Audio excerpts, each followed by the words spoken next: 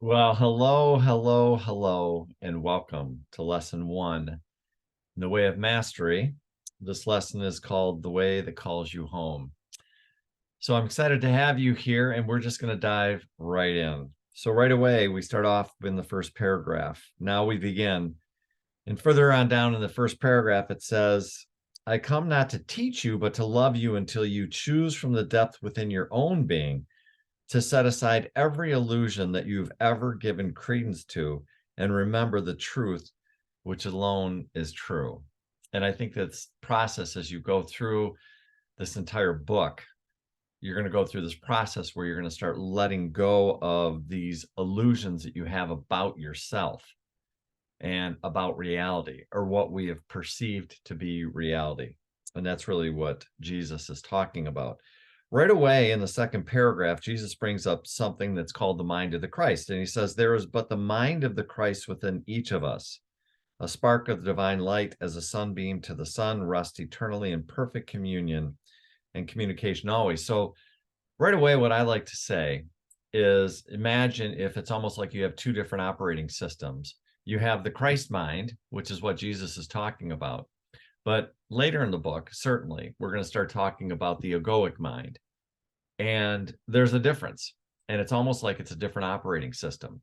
And it's exposing us to this thought or this idea. There may be a different way of thinking. And when we use and come from the Christ mind, we react differently, we perceive differently, we behave differently. And so as time goes on, you're going to get used to this concept called the Christ mind. In the next paragraph, Jesus says, the great secret is the state of your reality. So a lot of these teachings are going to come down to you paying attention to the state of your reality. Beloved friends, I come to where you choose to be. I really love this because what Jesus is really talking about is this idea of he's meeting you wherever you're at. In fact, if it's one thing that I would suggest that you do is to consider having a relationship with Jesus. This idea that you've got this friend with you called Jesus. And I'm going to have to pause this for just a moment because as you can see, the sun is coming in. It's kind of really funny that in this exact moment, the sun is blasting in this window. It's kind of like Jesus is kind of going, hi, I'm here. So I'm going to pause this for a minute and turn off the light. Hold on just a second. Okay, that's a little bit better. So then later on down in the paragraph, there's a comment that then the paragraph that starts, why is it important then, by the way of beginning, is to consider the simple fact. Your experience is always the effect of where you choose to focus your attention of your consciousness. So everything, what Jesus is really saying is everything comes down to what are you choosing to focus on? And notice that he says what you choose to focus on. And really what Jesus is saying, he's going to say throughout this entire book, is that you have choices. You have choices on which mindset to use. Christ mind, egoic mind. You have choices to choose what to focus on. You are in choice. You are in choice. The next paragraph down, he says, you will read words that carry certain meanings for each of you. So in other words, if I were to ask each and every one of you what you think this page meant, you would all have a different interpretation of it a little bit, right? And it's perfectly fine. That's perfectly fine. That's perfectly fine.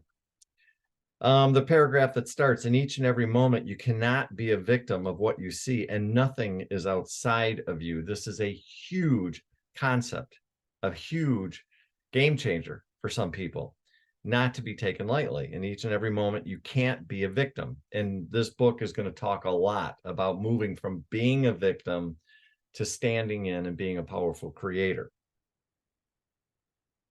And then later in that paragraph, there's a great question, says, is this the energy I wish to continue in, or would I choose something else? Again, you have choice. Do I want to stay in this funk and this nastiness, or do I want to try to experience something else? Further on down in the paragraph, in that section, as you as a soul in that paragraph, It says, as you learn to simplify the nature of your own consciousness. In other words, yes, we are going to simplify it. We're going to make it much easier. It says this idea of that you can entertain the insane thought of trusting the invisible. You come more and more and more to be less and less. I love that. In the following paragraph, it's just so good. You become more and more of what your mother, father created you to be. The thought of perfect love in form, a channel, a simple vehicle through which the love of spirit can shine forth. Your only task becomes a cleaning of your windows, the polishing of your floors, and the weeding of your garden so that the light can pour forth embedded. In other words, really what this comes down to in this process that you're going through is this idea of removing any of the limited beliefs that you have about who and what you are. Because when you remove all the limited beliefs about who and what you truly are, then what happens and what winds up showing up very quickly, by the way, is your divinity. And all of a sudden you just start to rise, rise, rise, rise, rise. I often use the analogy of holding a bobber. For those of you that fish, a bobber that stays on top of the water. Imagine holding that thing underwater. And so now you're holding this thing a couple of feet below the water. And I want you just to imagine this idea of letting go of the bobber. What happens? It immediately rises to the top of the water. It doesn't take long once you start to remove these limited beliefs, using that analogy, right? Awesome. Further on in the section, it talks about this, the paragraph that starts, the point I'm trying to make with you is that in each and every moment, what you are experiencing in the realm of your emotions and mind and the effects to the latter degree within the body are there because from your infinite freedom, you have simply selected that experience to focus your attention on so that you can see what the effects are. So in other words, you're experiencing these different things just to learn from them, to experience them. It doesn't make them right or wrong. It doesn't make you right or wrong. It doesn't make you good or bad. It's just, this is something you're choosing to experience for whatever reason. And I'm not claiming I know all the reasons. In fact, at sometimes, I'm sure like you, I get confused. I get frustrated. Why is this happening? And I question, right? But then later in the next paragraph, and again, this is one of those concepts that's going to come throughout the course of the book. Jesus says, for all events are perfectly neutral, and you are free to see them any way that you want. Huge game changer. And again, this is something that's going to be discussed more and more. I think it's interesting when further on down in the section, in the paragraph that says, when a child is born, down, the very last comment, you've convinced yourself that you've become separated from God or from the loved one specifically. And then in the next paragraph, Jesus goes on to say, I speak from experience that separation is an illusion. We're not separate from God, even though we think that we are. We've created this illusion that we're separate from God. We're separate from each other. And that's just simply not the case. So now we're in the section called the first step in awakening. And Jesus goes on to say, is to allow into the mind this axiom of truth. Nothing that you experience is caused by anything outside of you. You experience only the effects of your own choice. And again, so we're starting to play with this idea of nothing outside of you. Nothing is caused except caused by anything outside of you. Take a deep breath and just let that one sink in for a while. Again, we are just dropping seeds. We're dropping pebbles into consciousness to kind of stir things up. And I'm sure for some of you, reading that is going to stir some things up. It certainly did me when I first started reading it. In the following paragraph, Jesus goes on to talk about this last part of the paragraph where it says that it assumes complete responsibility for each moment. So this is you going from victim to powerful creator. You start to accept responsibility for it. And at first, again, this can become pretty scary for some people. But again, this is what needs to happen in order to move from victim into powerful creator. You have to be willing to take those steps and accept full responsibility. And at first, I'm not kidding, it can be scary for some people. Scary. Further on down in that section, the way of the heart is not the way of the intellect. So what's going to happen as you go through this process is a lot of us, myself included, lived in our head. And what we need to do is we need to move it down into our heart and live from our heart. There's a huge difference between living up here in the intellect and living down here in your heart. For those of you who have any interest at all in terms of a practice that can help you with that, HeartMath is a really cool process to start learning how to actually feel what it feels like to live from your heart, because it feels differently than what it feels like to live in your head. There's a big difference at heart. There's a big difference, right? I love this paragraph. The heart is that which feels all things, embraces all things, trusts all things, and allows all things. The heart is in which a soul rests eternally. The heart is that which is beyond space and time and is that spark of light in the mind of God, which is called Christ. Only in that will you find the peace that you seek. I think that paragraph is super beautiful. And then again, throughout the course, you're going to get various prayers, different affirmations.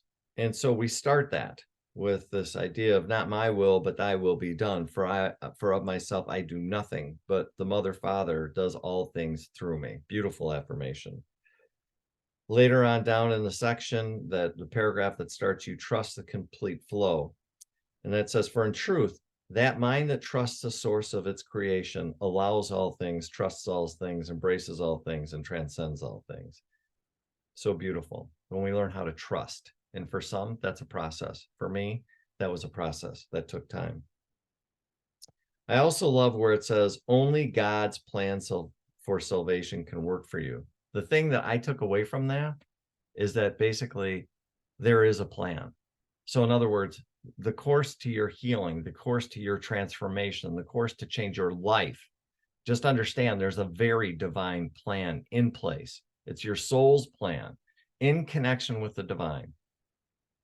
But there is a plan. So even if you feel lost, even if you like, I don't know what to do right now, I'm not 100% sure, it's okay. That's just the ego's way of trying to confuse you. It's the ego's way of trying to keep you down and keep you in a state of funk, to put it mildly, right? But this is asking you actually to trust that there is a plan. And it's a plan. When it says God's plan, when I first read that, I felt like, well, wait a minute, that's something outside of me that's actually being imposed on me. That's not the case. The case is it's your soul's plan. Your soul knows exactly what you need to do to return to a sense of wholeness, completeness, your divinity. And it's just a matter of learning to relax, stopping listening to the ego, and start coming from your heart in this process that we're going through. But we take this process one day at a time, one day at a time, one sentence at a time, one word at a time. Okay? The first step, I have done all of this, I must undo it, but I have no idea how I did this. Therefore, I must surrender to something else. Again, it's this idea of surrendering it over, right? Because I love this. In the following paragraph, it goes on to say, your mother, father knows what is necessary to unravel within your consciousness to allow you to awaken. What if the very thing you are resisting are the very stepping stones to your homecoming? What if you achieved a maturity along with this pathway in which you were finally willing to let the things be just as they are? So again, this is, we're just dropping pebbles into consciousness that will start to settle in. They'll start to grow branches or roots, if you will. And I think that's one of the things that you'll start to understand is, what if, and I'm going to propose this crazy question, what if actually what was happening, it was exactly what you needed to grow from and to learn from, and that it doesn't have to be painful and hard and difficult, that you can simply learn the lesson and move on from whatever it is that you're going through that's causing you problems, difficulties, confusions, delusions, dilemmas, paradoxes, confusions, all the above, right? So later on down in the section, the paragraph that starts off with, awakening is only remembrance, but it is a remembrance not just of the intellect. Again, it's a remembering using where? Heart, heart, heart, heart, heart. I need to move my camera down a bit. There we go. Cool. I love this idea. It talks about in the paragraphs that says, be therefore a wise gardener. It's only love that heals, and until you have loved yourself wholly. So this process, really what's happening is we're falling in love with ourselves. Now, some of you may think, well, I'll fall in love with the parts of myself that are good, that I do good with, but these other parts of me that maybe aren't so good, I'm going to ignore them, or I'm just going to get rid of them. That's not what happens, by the way, in this process. What actually is going to happen is you're going to learn to fall in love with, you're going to learn to accept those parts of you that you kind of want to ignore and pretend aren't there. You're going to learn to forgive those parts of yourself. You're going to learn to accept those parts. Because when you can learn to love, accept, and forgive those parts of you that you don't necessarily like, that are causing you problems, that you may be doing, habits or patterns, in some cases addictions, part of the problem is that that's a part of you that has been rejected, and that's what's causing the problem. We'll get into more conversation about that, but it's kind of a deep concept. But what I have experienced going through this course is a deep love and a respect for all parts of me, even the parts that I used to not like. I've learned to accept, forgive, and transmute and heal. That's part of the process, right? I love the next question. It says, the next paragraph, beloved friends, the comment that says, but commitment means you do not get to leave the room when the shouting begins. Spoiler alert. What that's really telling you as you go through this process, a lot of things are going to come up. Parts of you, and therefore the shouting, right? So we can't run out the door when all of a sudden the stuff starts to boil up. Some of it's going to come up, and it may not be easy, and that's part of this process, but hang in there and just trust yourself and trust the plan, right? There are many stages in this awakening. The paragraph that starts the way of the heart is the final pathway that any soul can enter. And there's many stages. So just realize one step at a time, one word at a time, one sentence at a time. There are many stages that you're going to go through, and that's normal and that's healthy. Okay. And then it talks about in the paragraph, for it is not written that you must again become a little child to enter the kingdom. And then it says, can you imagine looking upon the deepest, darkest parts of your own shadow, your own denials, and being able to say, oh, how about that? And that's where you get to, but you've got to be able to look at it and accept it and forgive it and transform it and transmute it, right? That's part of this process. We don't ignore stuff here. We don't spiritually bypass going through this program. And then it goes on to say in the following paragraph, not by fighting with it, but by recognizing it, embracing it as your own creation, and then choosing again. Highlight this, put it together, because it's a huge, huge piece of this process. Number one, you don't fight it. Oh, you don't ignore it either. No, you recognize and you acknowledge it. In other words, you accept it, right? And you embrace it. And then you just decide to choose again. And the process really can become that easy. It can, once you start to practice it. Does it happen all at once? No, it takes a minute. It's a skill set you're learning, right? I love the next section that's called the way of the heart calls you home. In the second or third sentence, it says the way of the heart does not know the word avoidance. I would say denial. So in other words, we're not afraid. We look at the shadow. We look at the parts of us that we don't feel comfortable with, that we want to ignore, that we don't want to tell anybody about. We look at them because until there's light shined on these parts, they can't be healed. What heals these? Light, consciousness, awareness. Those things heal. Denial, anger, avoidance, all of those things keep those parts of ourselves locked up and don't allow them to heal and transform. And that's what we're getting at here. Okay. And as we start to wrap up chapter 1, the paragraph that starts, it talks about the intellect. Again, we're talking about the intellect. Your intellect does not know anything except the trivialities that you have shoved into it, like garbage into a garbage can. Right? The intellect can never bring the healing of the heart that is the atonement. So in other words, the intellect can't do this. It's got to come from the heart. It's got to come from our soul. It needs to come from God, source. That's the part that heals with us. So in other words, this stuff isn't being done without us, without permission, but you've got to engage in this process in order for it to heal, for it to work. This isn't being done to us. It's being done through us. So we walk hand in hand with spirit, hand in hand with our soul. And we allow this process to begin by just opening ourselves up to this process.